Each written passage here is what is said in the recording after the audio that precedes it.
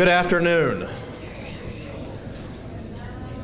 Good afternoon and welcome to the Greater Hamilton Chamber of Commerce 2013 Small Business Person of the Year Luncheon. Thanks for being here today. We're here to celebrate small business. We're here to celebrate development. We're here to celebrate two very special people today. At this time, I'd like you to rise for the Pledge of Allegiance.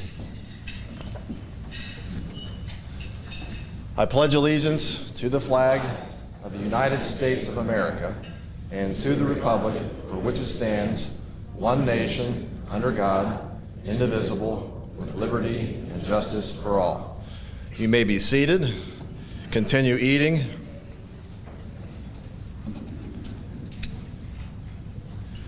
At this time, to assist me, I'd like to welcome to the podium Mayor Pat Moeller to present a proclamation designating June as Small Business Month.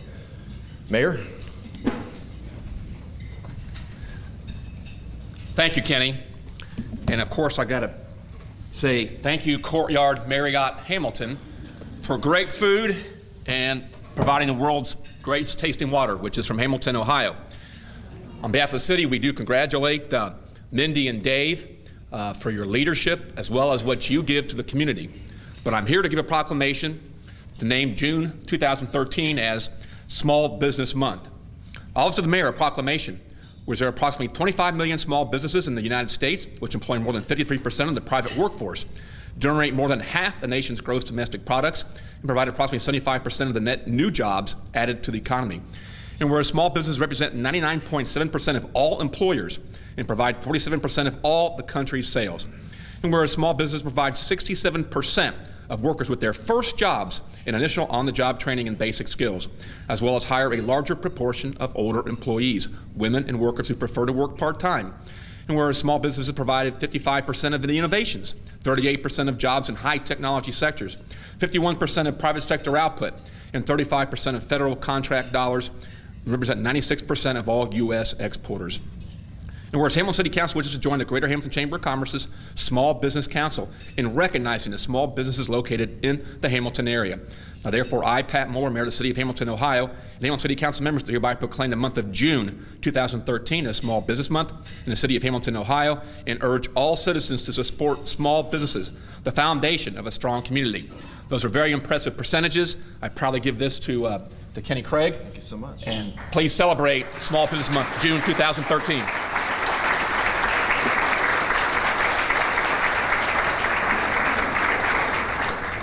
Thank you, Mayor, so much. You know, about 85 to 90% of our members are small businesses. I'm looking out at many of your faces. I see several small businesses here today, representatives from those businesses. And our speaker today helped start a small business. And I'm not sure, but I think I might have dazzled her with my knowledge of gymnastics today and history. Yes or no? Yes. Yes, okay. Our keynote speaker today is Lynn Rule. Lynn spent over 18 years training, mentoring, and coaching the athletes and staff of the Cincinnati Gymnastics Academy in relationship and quality of life skills. She had the privilege of working on mental training with some of the finest athletes in gymnastics, that wasn't me, including 1996 gold medalist Amanda Borden, and J.C. Phelps, and three-time champion in 1992 Olympian Kim Zmeskal. One of her roles was to serve as executive coach for the Cincinnati Gymnastics Academy owner and two-time Olympic coach Mary Lee Tracy. Gymnastics opened the doors for Lynn to do speaking and training for civic organizations, businesses, and churches. And in 2001, she formed Perfect 10 corporate cultures to help organizations create environments high in trust and respect, where employees want to work and where customers want to do business. I wonder where you got the Perfect 10 name. Think I know. Remember, I'm not the smartest person in the room, but I'm just, yeah, that was from the last luncheon. But with that, I'm very interested to hear some of the real life stories and a little bit more about her life and leadership and what it means to small business. So with that, please welcome Lynn Rule to the podium.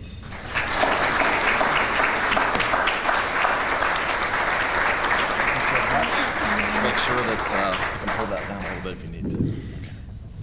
Thank you so much. What a privilege it is for me to be here.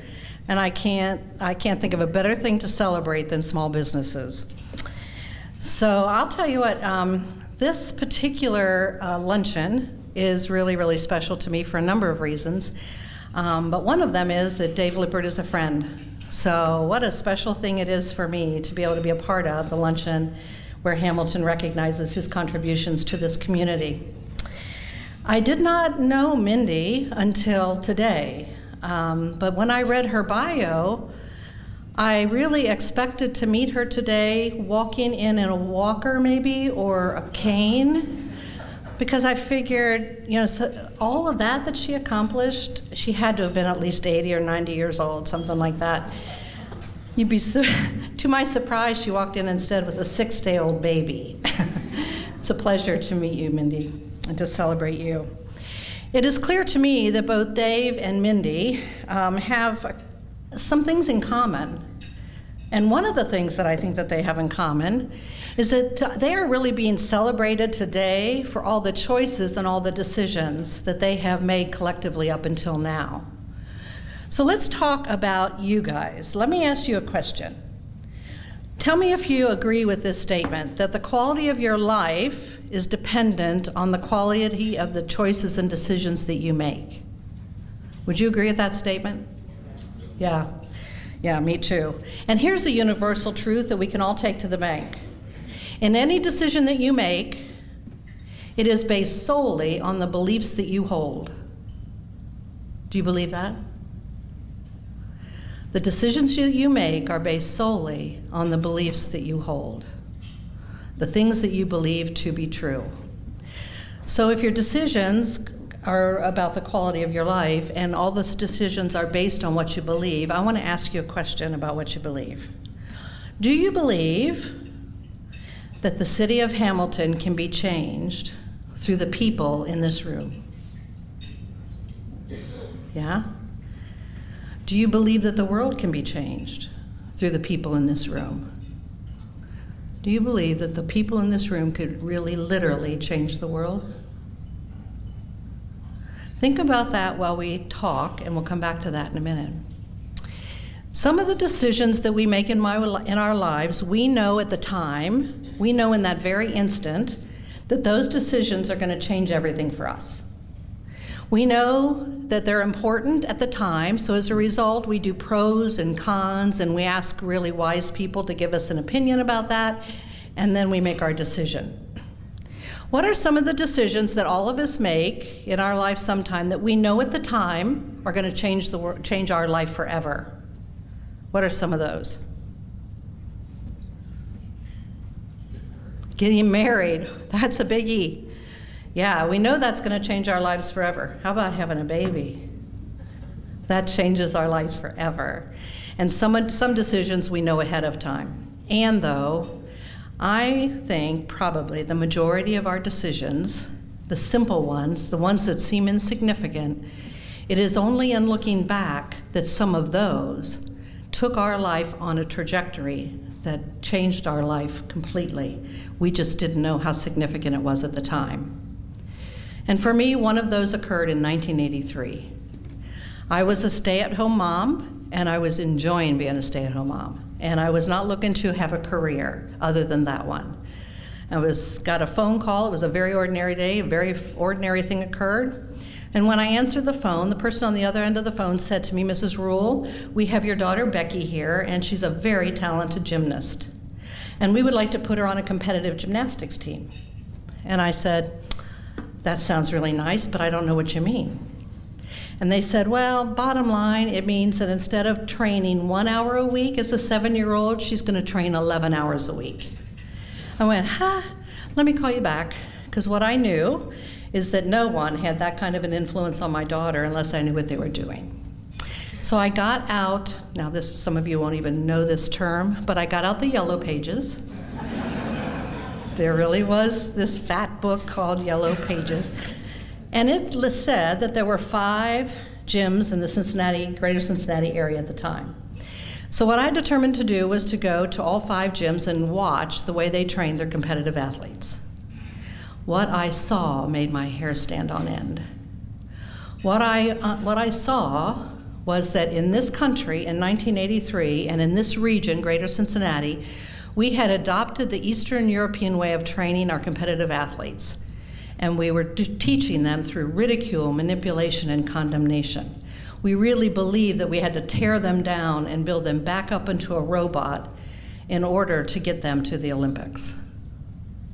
The worst case scenario I saw was a long and narrow gym, and there were competitive athletes training in the back of the gym, preschoolers training in the front of the gym.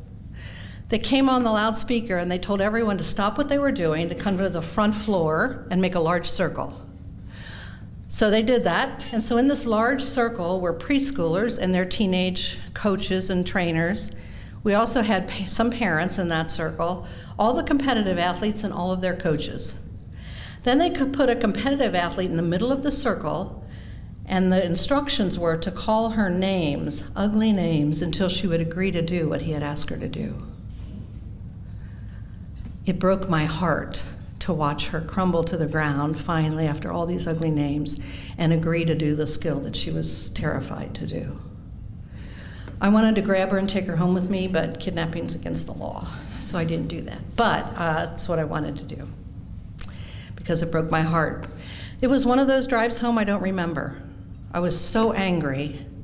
All I remember was when I got home, I walked in the house. My husband was home at the time, and I said, Roger, Becky cannot do gymnastics unless we buy a gym. My solution, buy one. God bless him, he said, okay. He told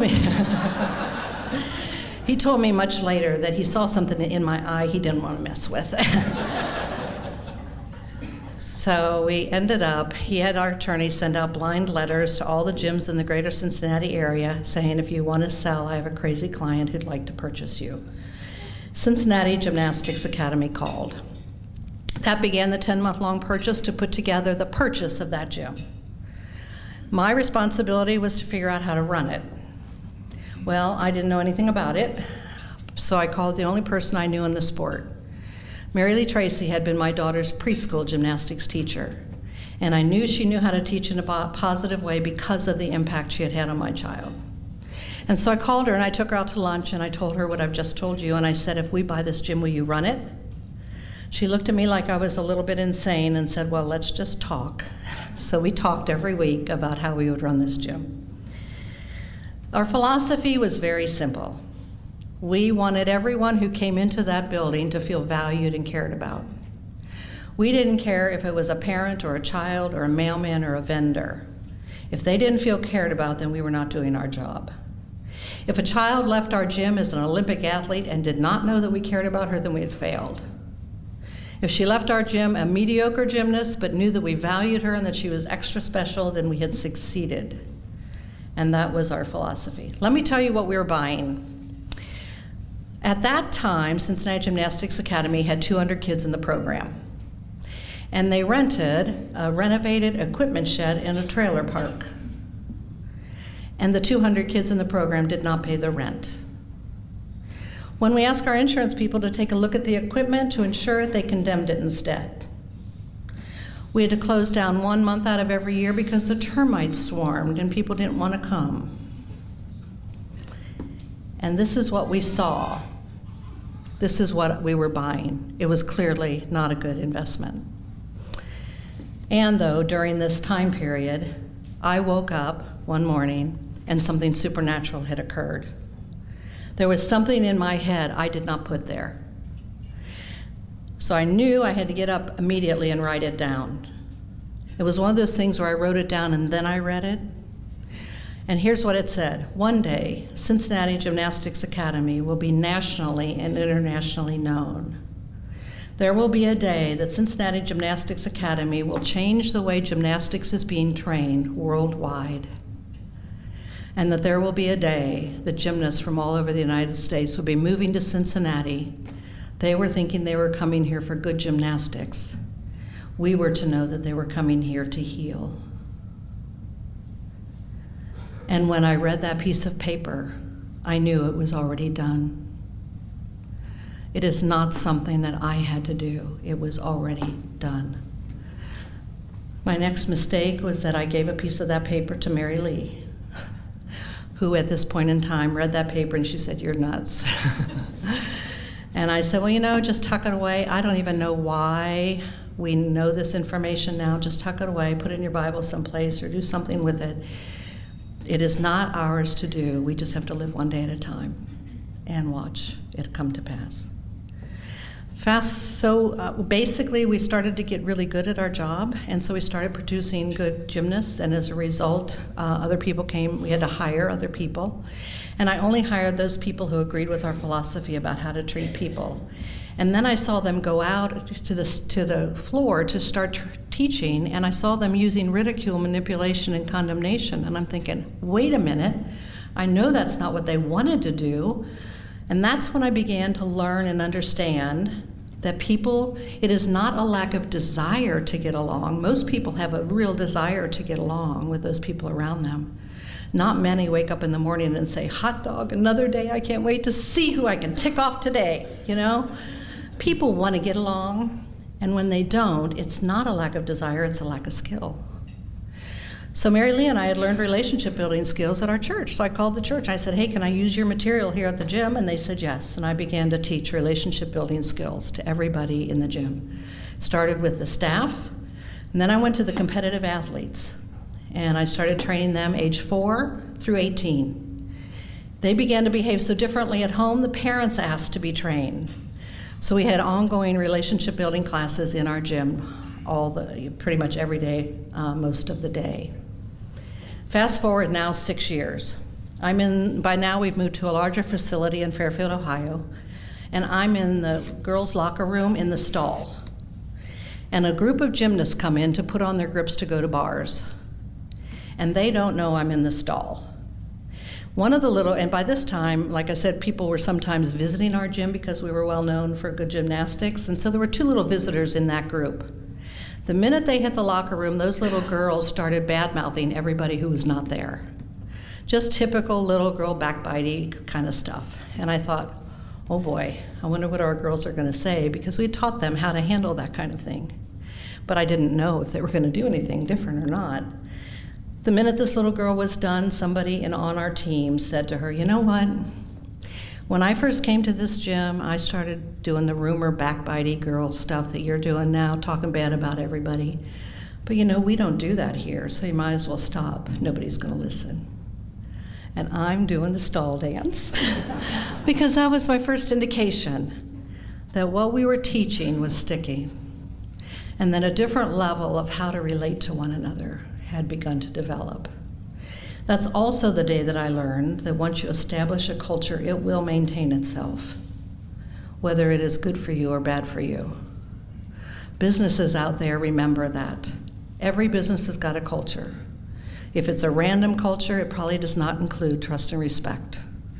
If it is an intentional culture where trust and respect exist, that is your legacy, because that will continue. People will teach each other how to behave. Fast forward again with me to 1996, and as you already know, in 1996, Cincinnati Gymnastics Academy qualified 2 gymnasts onto the 1996 first ever gold medal winning gymnastics team. And Mary Lee Tracy was named the assistant Olympic coach. Because her role was the assistant Olympic coach, her responsibility was to be in the workout every day with the girls. So she was the coach that knew what their routines were, knew where they set their bars, when to pull the mats, all that kind of thing. Because that was her responsibility when it came time for the actual Olympic event to occur, she was the coach on the podium with the athletes. Because she was the coach on the podium, NBC put a microphone on her. And the world heard for the first time an Olympic-level coach treating athletes as people instead of property.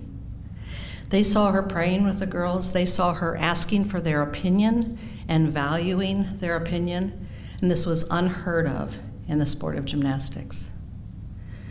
Within a month of the Olympics ending, 13 of the 50 training elites in this country had moved to Cincinnati to train. Mary Lee and the girls were not even home yet when these kids started arriving.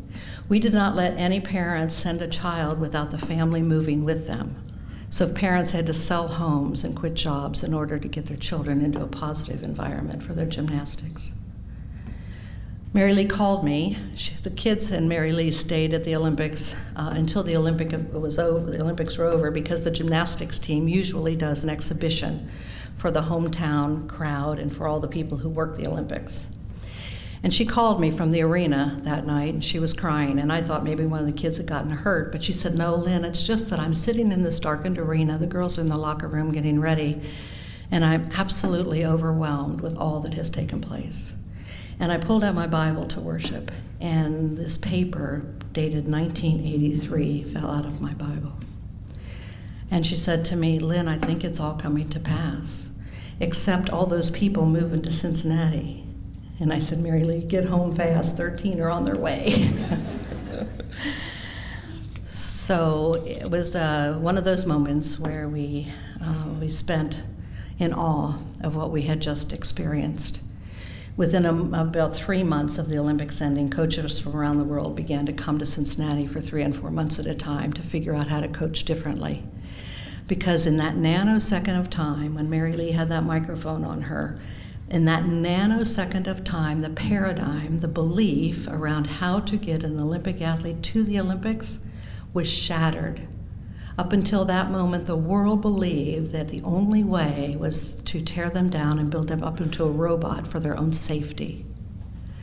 Now the entire world knew there was another way, and coaches from around the world began to come here to figure it out.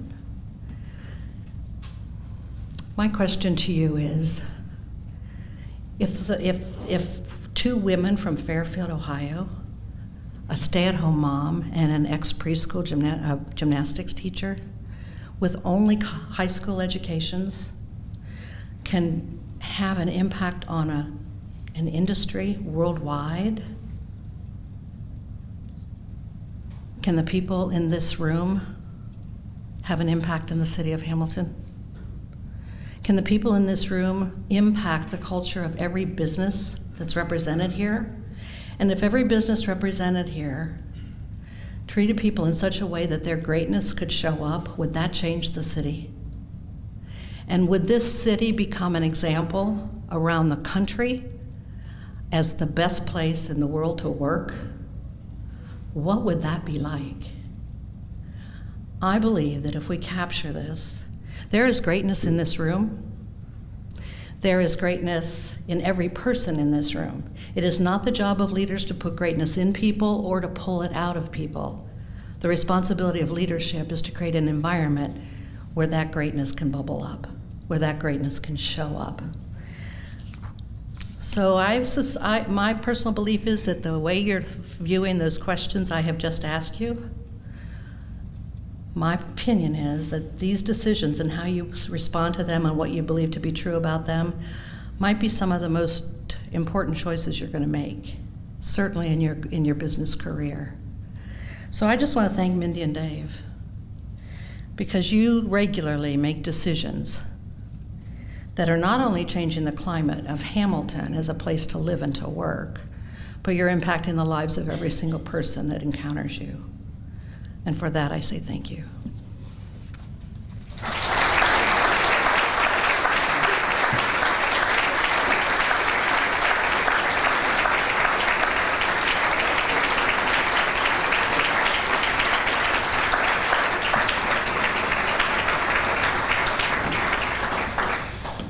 Thank you so much, Lynn. A lot to ponder and think about. I hope each one of us can take that and use it in our professional lives and our private lives as we go forward. Thanks so much for those comments. I'd like to move on to our awards now. And specifically, I want to start with the Hamilton Heritage Award for Outstanding Community Involvement.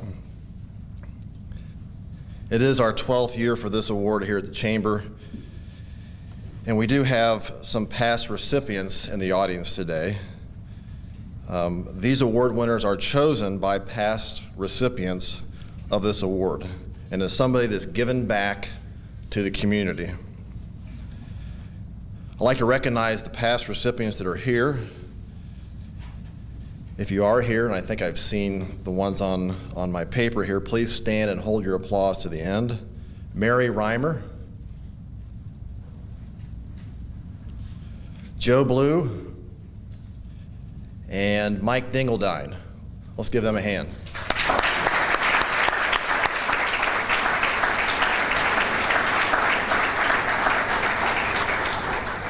Now I'd like to present the Heritage Award to Dave Lippert. Dave Lippert grew up in the village of Wyoming in Greater Cincinnati. He attended St. Xavier High School and then was appointed to the United States Air Force Academy in Colorado Springs. Upon graduation, he was assigned to Vance Air Force Base in Oklahoma for pilot training. Following that year, he was trained as an instructor pilot, a role he filled for the next 5 years. In 1982, he separated from the Air Force and moved back to Butler County, built a home, and in December began working at Hamilton Castor. That was a long time ago.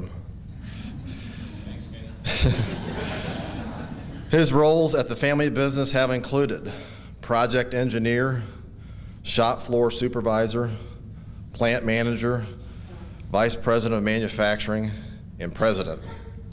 As part of the fourth generation of the family management of Hamilton Castor, his major theme is to instill a culture of lean processes and teamwork with everyone in the company engaged in continuous improvement and commitment to the success of the company. Dave has followed in his father Bob Lippert's footsteps of significant community involvement. And I'm fortunate to have known Dave's father when he was retired yet still involved in the chamber.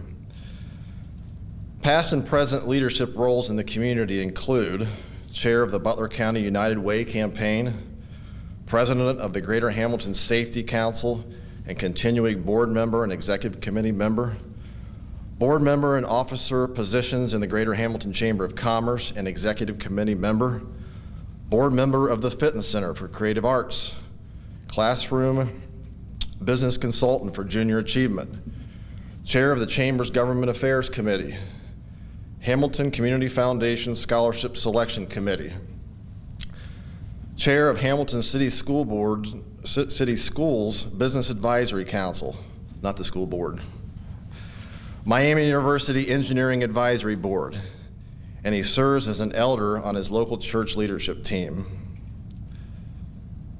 I will say that, as I said to the Hamilton Journal-News, that I've seen with Dave, and I've known Dave now for 11 years, that everything he does with excellence. He's a great role model for me, and I'm proud to know him. Dave has been married to Teresa for 30 years, and the couple have 2 grown daughters. One of them's here today, Katie, and 1 son-in-law. Please welcome Dave Lippert, the 2013 Heritage Award winner. I have up here both a award to give him, and we have a commendation both from the governor's office. Our governor's representative is here today, Sherry Calbro, if you raise your hand, and also a proclamation from the Ohio Senate from Bill Coley. So with that, please welcome Dave Lippert to the podium. Dave.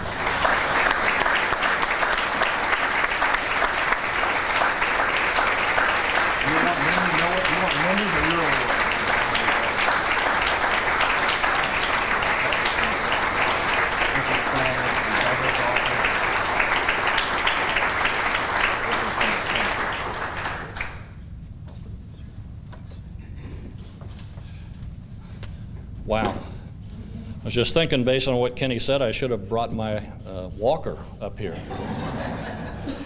And then it occurred to me as he went through all those activities that you probably lost track of halfway through, that how does this guy keep a day job anywhere? And the reality is you do that kind of a thing because you have a great staff behind you. And Joining me today is my brother Steve, our Executive Vice President, our Plant Manager Lester Jones, and our Lean Leader Ralph Jackson, all of whom stay back a lot more than I do because somebody has to do all this stuff back at Hamilton Castor. Also want to recognize in the audience a friend and advisor, Tim Hutzel, who's come to support me. Among my family, Kenny mentioned my wife Teresa and daughter Katie. Also have my mom, Mary Lippert, and mother-in-law, Norma Jean Fell. Just wanted to mention a couple of things here. In his article, Eric Schwartzberg from the Journal News was very kind to mention, as Kenny did, my dad, Bob Lippert. I would have to say that without his example, I wouldn't have done maybe any of this, certainly not all of this stuff. He left quite an example that I had the privilege to work with him for 12 years, so I was able to see it firsthand and learn it firsthand. So we are, as a business, very committed to the community, and so it's not just about Dave Lippert, but it's really about Hamilton Castor. And so I really give huge credit to him. The last thing I want to mention, the other father I have is my Father in heaven. He's the one that should get the honor and glory here. Pray that he does. And in his Son, Jesus Christ, he's the one that I really need to emulate. And so it's all about service, which is what this award is all about, volunteerism, and he is the example. So I thank you all for joining and for coming to celebrate. I really appreciate you guys and your support. Thank you all very much.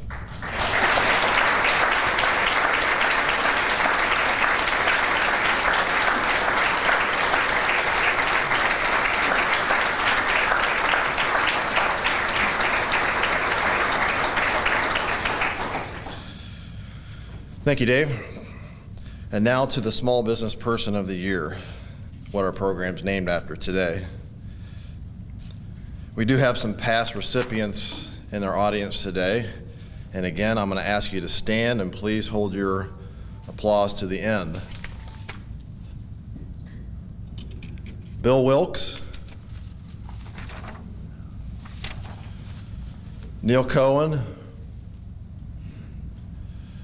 Ron Smith, believe it or not, Dave Lippert, Craig Wilkes, I know I saw Bob Robinson, and George Schmidt to my left. Let's give them a hand.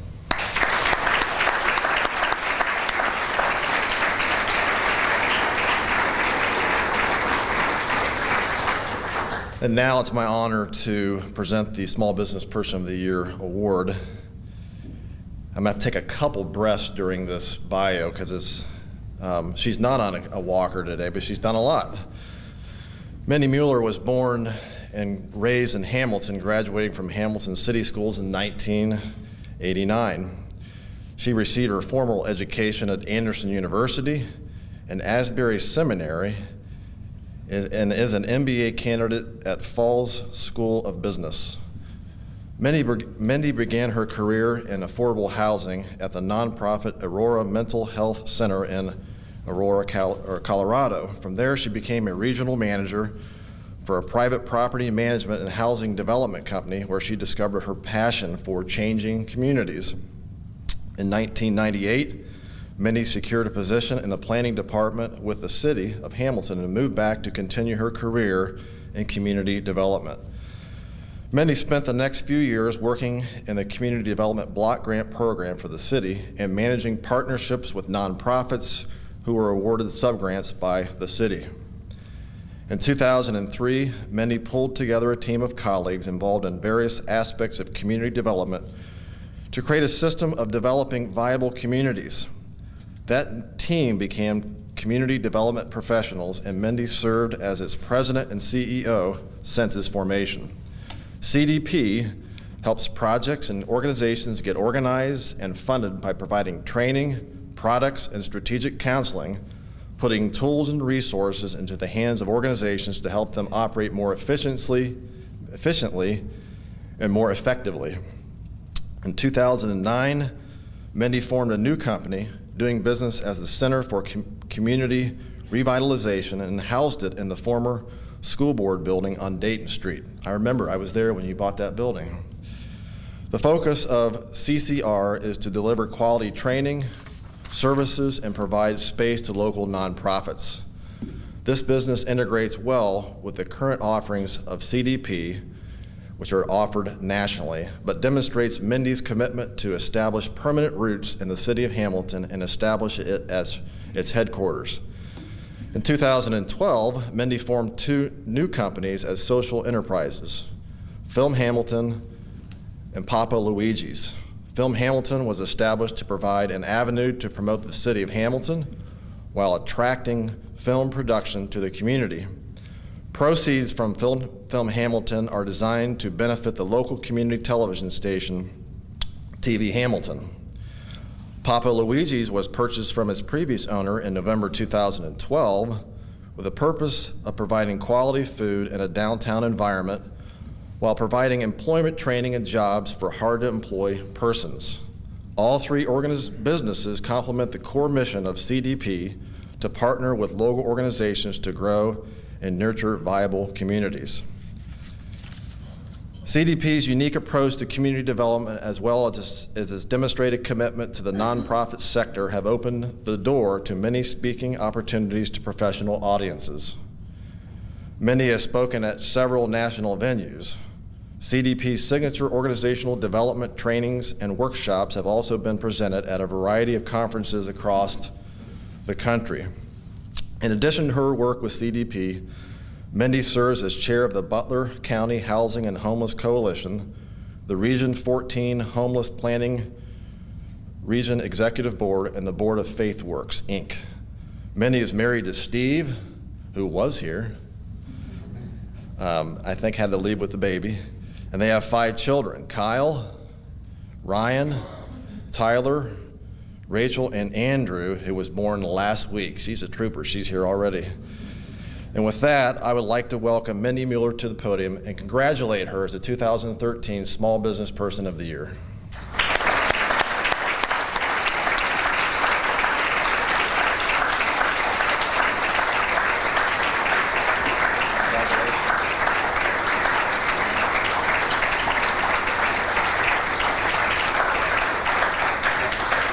Commendations from the governor and the U.S. and the Ohio Senate. I'll leave these here while you're speaking. Thank you so much. Well, I noticed the other speakers didn't have notes, but I'm not quite there yet, so I wanted to make sure I mentioned everything I intended to today. It is truly an honor to be standing here today. When I look at the past recipients, I'm in awe that I'm even among this company, because there's such great business leaders in this community, and I'm very humbled to be receiving this. I first want to thank the Greater Cincinnati, or the Greater Hamilton Chamber of Commerce for recognizing me and recognizing CDP and the work that we're doing. But more than that, I really appreciate the fact that they give this annual award that recognizes small business. I have to thank Steve Colwell behind the camera here at TV Hamilton for taking time to nominate me. I really appreciate that. And certainly the staff of CDP for helping in that process. I really believe in small business. I think above all else, small business is what makes communities thrive. Small business creates work, and I believe we are all created to work. We need to make a difference in the community around us by sharing our gifts, our skills, our talents, and our abilities. I'm very thankful for the chance to go to work every day and to do something that I love to do. And I love to be surrounded by the people that work with me at CDP. They share in the vision and the passion of what we're trying to accomplish there. And we really are passionate together about growing and nurturing viable communities. Michael Jordan said, "Some people want it to happen, some wish it would happen, others make it happen."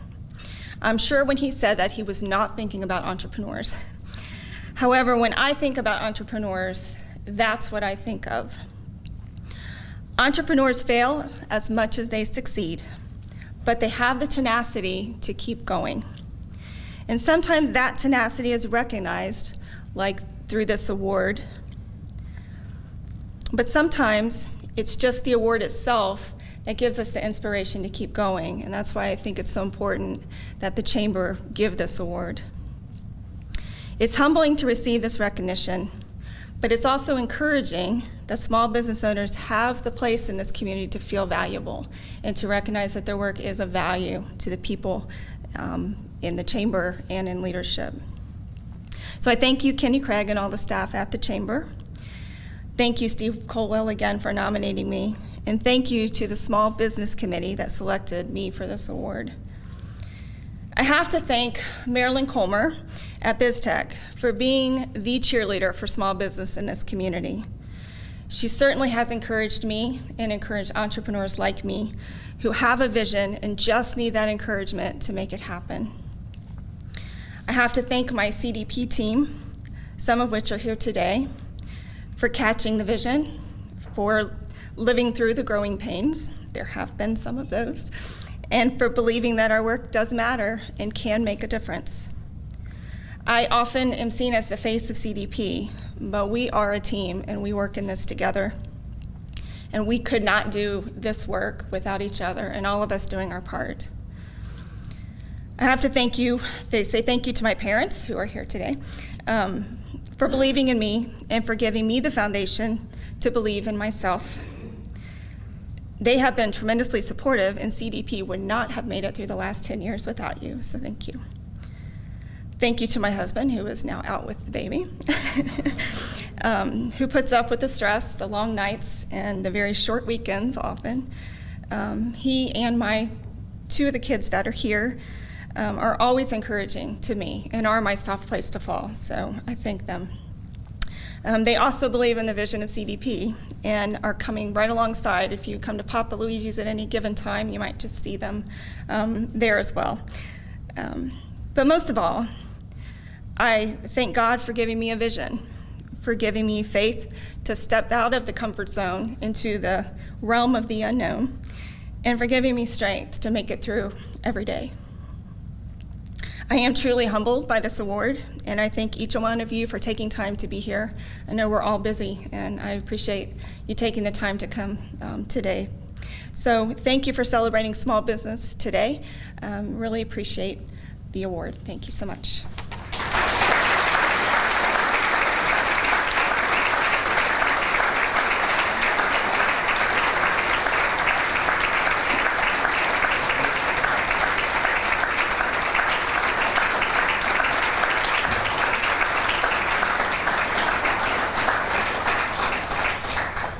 Doesn't this feel good to recognize people for the jobs that they do in the community and their businesses? I was thinking, I think it was yesterday, I was in another meeting with some other leaders in the community, Core Fund, the foundation, and another community came over and visited with us, and they were amazed by how we were working together to get things done. So I think we got some positive momentum. Some of that builds with what we're talking about today. And just a great day and a great time to recognize these two leaders today. I want to thank especially the Small Business Person of the Year judges. They're not all here today. Heather Lewis is the chairman of the Chamber right now. She's on a vacation. Not sure where she's at right now. I think Russia. Say a prayer for her. Mayor Pat Moeller, George Schmidt, who was the 2012 Small Business Person of the Year, and Terry Bucco from Cox Media Group, Ohio. Terry sitting in front. Thank you so much. And don't want to forget Ron Smith. Ron, are you still here? Let's thank the judges for their work.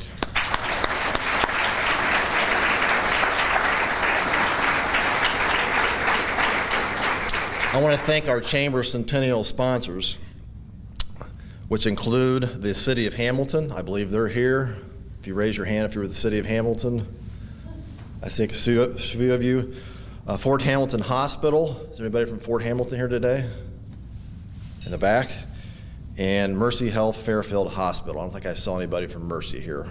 Let's thank those sponsors today.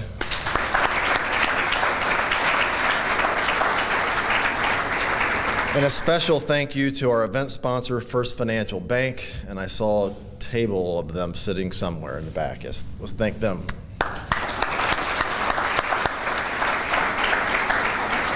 Also, special thanks to the Courtyard by Marriott Hamilton, the Hamilton Journal-News, and TV Hamilton. Once again, Len, thank you so much for your comments. Dave, congratulations. I don't have to tell you to keep it up because you're already keeping it up, and I'm sure you will. And Mindy, congratulations to you. You are a real trooper. You're back at it already. I was wondering what was going to happen if the baby went late. I was getting nervous, but things worked out, and the baby's back in the room, so maybe fast asleep. Thanks so much for being here. Congratulations to you also. Thanks all of you for all you do in the community, for the support today, and for your support of the Chamber. Have a great day. Thank you.